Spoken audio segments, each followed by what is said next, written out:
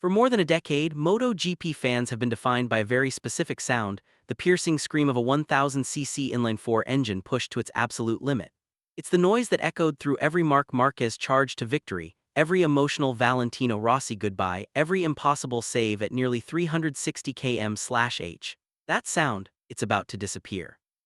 In its place comes something entirely new, smaller, lighter, an 850cc engine that signals the start of a completely different era. And now, we're no longer just talking about the future in theory. This week, Honda became only the second manufacturer to roll out a real prototype of this next-generation machine on an actual racetrack. The 2027 era isn't coming, it's already here. And interestingly, the current world champion has already shared a bold opinion about it, one that caught the entire paddock off guard. I'm Seb, and MotoGP isn't just something I follow, it's what I live for. Every script on this channel is researched and written by me, so if you're as passionate about this sport as I am, consider subscribing and let's dive into this together. First, let's talk about why MotoGP is heading in this direction. Modern MotoGP bikes have reached a level of performance that almost defies belief. With advanced aerodynamics generating massive downforce, ride height devices optimizing acceleration, and engines producing relentless power, these machines have become incredibly fast, arguably too fast. At certain tracks, top speeds are now approaching 360 km/h. The problem? Many of these circuits were originally designed decades ago for bikes that barely reached 280 km/h. Marc Marquez didn't sugarcoat it. He pointed out that hitting those kinds of speeds isn't adding to the spectacle, it's increasing the danger. When things go wrong at that velocity, there's very little margin for error. And as he put it, the walls start to feel a lot closer. That's not dramatic exaggeration, it's a serious warning from one of the most experienced riders in the sport. MotoGP listened. As a result, the blueprint for 2027 has been finalized, built around three major changes. First, engine capacity will drop from 1000cc to 850cc. Alongside that, the maximum cylinder bore is reduced from 81 to 75. The goal here is clear: cut peak power while maintaining similar engine characteristics like rev limits. Second, engine usage is being tightened. Riders will have access to just 6 engines across a 20-race season, pushing manufacturers to focus more on durability and efficiency. And third, perhaps the most radical shift, ride height devices are being completely outlawed. These systems have become a cornerstone of modern bike performance, so removing them forces every team to rethink their entire design philosophy from the ground up. Put all of that together and what you get isn't just a rule change, it's a reset. A new sound, a new style of racing, and potentially a completely new balance of power in MotoGP. Aerodynamics are also being dialed back in a big way. Wing sizes will be reduced and the amount of downforce teams can generate is being tightly controlled. The result? Bikes that will not only perform differently, they'll look noticeably different from the machines we've grown used to in recent years. At the same time, MotoGP is preparing for its most significant tire shakeup in 2 decades. Pirelli will step in as the sole supplier, replacing Michelin. And these aren't just minor tweaks, the new compounds are largely uncharted territory. No team has fully understood them yet, which adds another layer of unpredictability heading into 2027. Fuel regulations are evolving as well. Tank capacity will shrink from 22 liters to 20, and from 2027 onward, every bike on the grid will run on 100% sustainable fuel. It's a move that reflects not just performance goals, but the sport's push toward a more responsible future. Former MotoGP rider and current FIM safety official Loris Capirossi has estimated that these new machines could be around 2.5 seconds slower per lap. Interestingly, most fans don't seem too concerned about that. The general feeling, lap times matter less than the quality of the racing itself, the battles, the overtakes, the unpredictability. But then comes the prediction that really turned heads from Marc Marquez himself. He fully backs the move to 850cc engines with no hesitation. But what he said next caught almost everyone by surprise. He believes lap times might not drop at all. In fact, they could even improve at certain tracks. That's right, the reigning world champion is suggesting that these smaller, less powerful bikes might actually go faster over a full lap than the current 1000cc machines. His reasoning is deeply technical, but it makes sense. A smaller engine means a lighter bike. A lighter bike allows for better weight distribution, that in turn improves cornering ability and agility. On top of that, removing ride height devices simplifies the bike significantly. Right now, those systems demand intense physical effort from riders just to manage them. Without that burden, riders can focus more on extracting performance. Reduced aerodynamics also play a role. Less downforce means less stress on the tires, which could help maintain consistent performance over race distance instead of the drop-off we often see now. Strip all of that complexity away, and what you're left with, according to Marquez, is a bike that flows better through corners, changes direction more quickly, and gives riders greater freedom to explore the limits of grip. But even with all his experience, he was refreshingly honest about the uncertainty ahead. There are no guarantees, he admitted. No one can confidently say which manufacturer will come out on top, and even he doesn't know if he'll adapt quicker than his rivals. Hearing that from a 9-time world champion says a lot. It highlights just how big of a reset 2027 really is. He even went as far as calling the upcoming rider market the most challenging of his entire career. With such a dramatic shift in regulations, choosing the right team becomes more complex than ever. It's no longer just about current performance, but about predicting who will master the new rules fastest. When asked about his own future with Ducati, his answer was telling. He rated his likelihood of staying at 8 out of 10, emphasizing that everyone involved is focused on winning, but leaving just enough uncertainty to keep the paddock guessing. Meanwhile, development of these next-generation machines is already well underway. Honda rolled out its 850cc prototype for the first time last December at Sepang International Circuit. That made them only the second manufacturer to test a 2027 spec bike on a real track, following KTM's earlier debut in November. The test was carried out by factory test rider Takaaki Nakagami, using a heavily modified RC213V.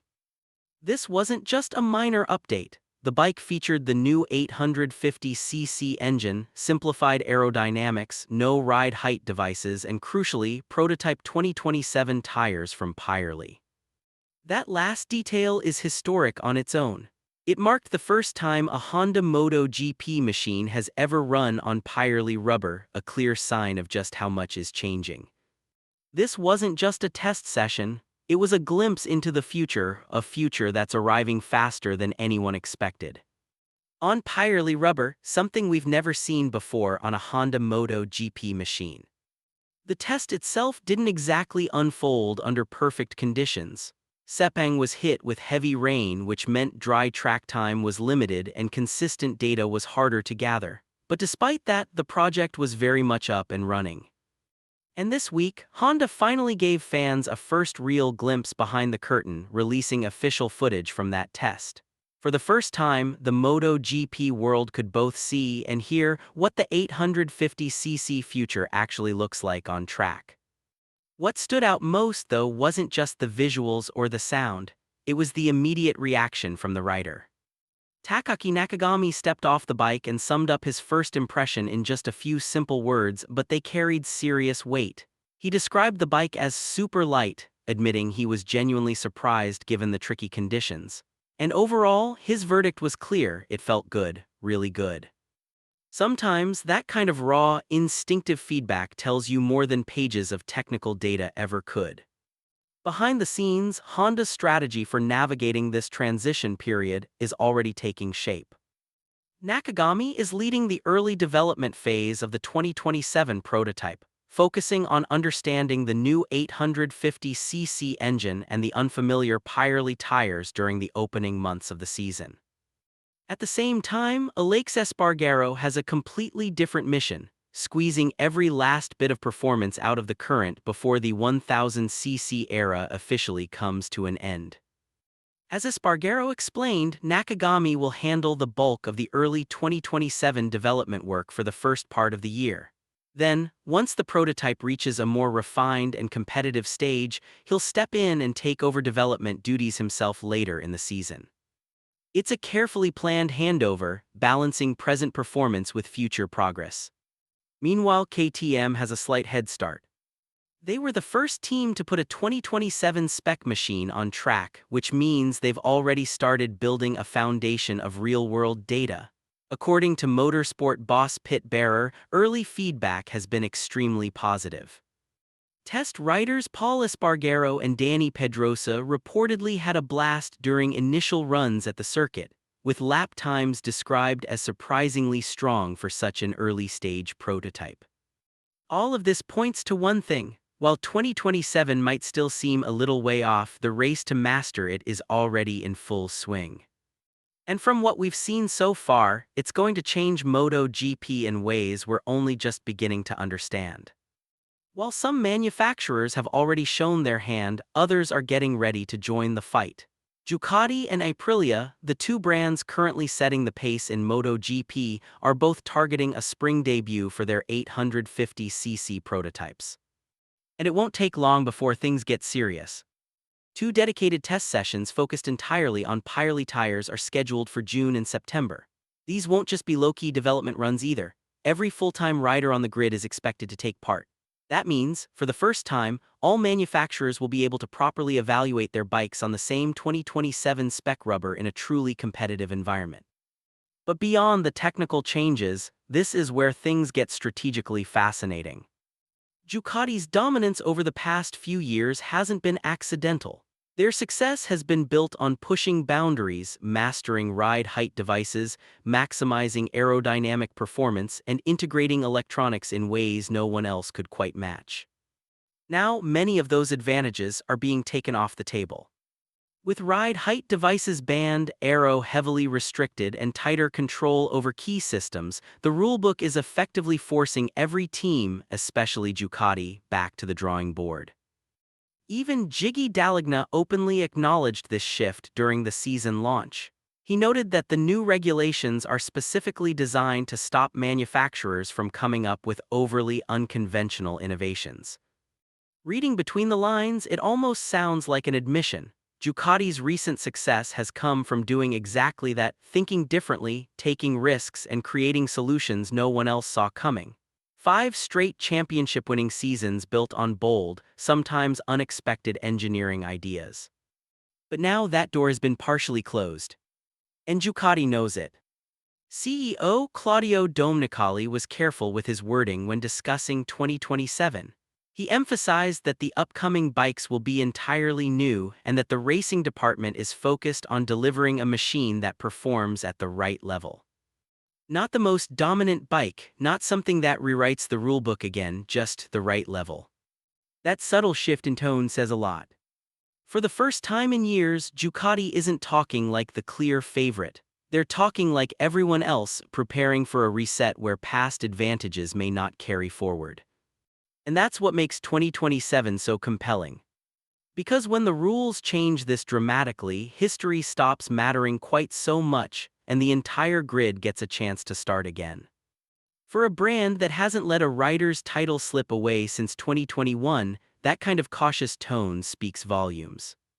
And right at the heart of the most intriguing storyline heading into 2027 is Fabio Quartararo, a rider who looks increasingly likely to make a move to Honda. If that happens, it could become one of the defining shifts of this entire transition. Quartararo isn't just fast, he brings sharp technical feedback and a deep understanding of bike development. And that's exactly what Honda needs right now. They're not only trying to fix their current struggles, but also building an entirely new machine for the next era at the same time.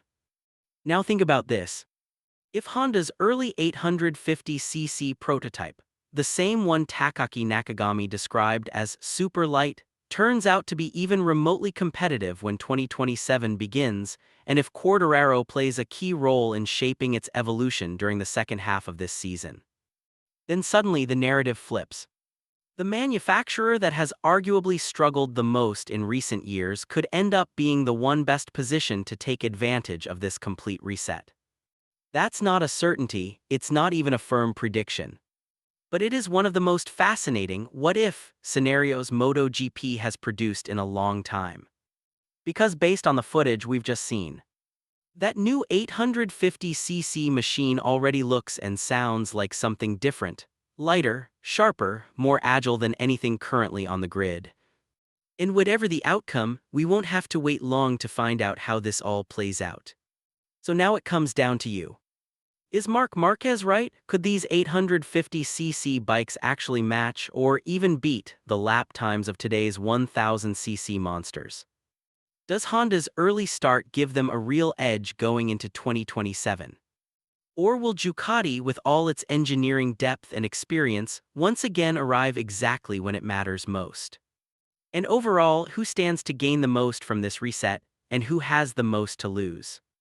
Drop your thoughts and predictions in the comments. I'd love to hear where you stand on all of this.